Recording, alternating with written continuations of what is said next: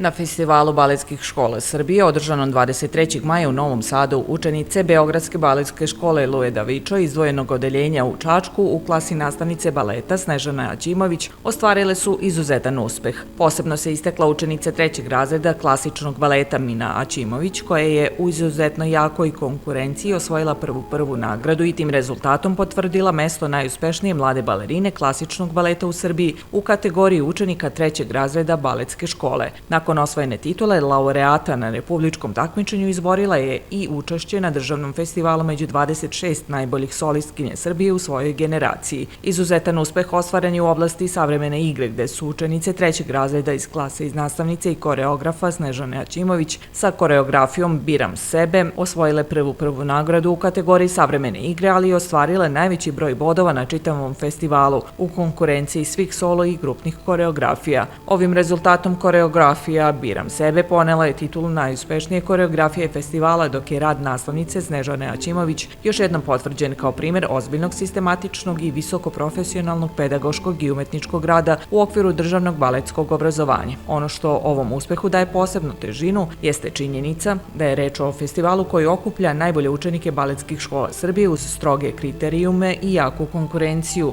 državnih baletskih škola iz Beograda, Novog Sada i Pančeva. Ovo nije prvi veliki rezultat učenika iz klase nastavnice Snežane Aćimović na državnom festivalu baletskih škola Srbije. Kontinuitet ovako visokih rezultata svedoči o ozbiljnom i predanom radu, ali i o umetničkom kvalitetu koji se godinama gradi u okviru izdvojenog odeljenja baletske škole Luje Davičo u Čačku.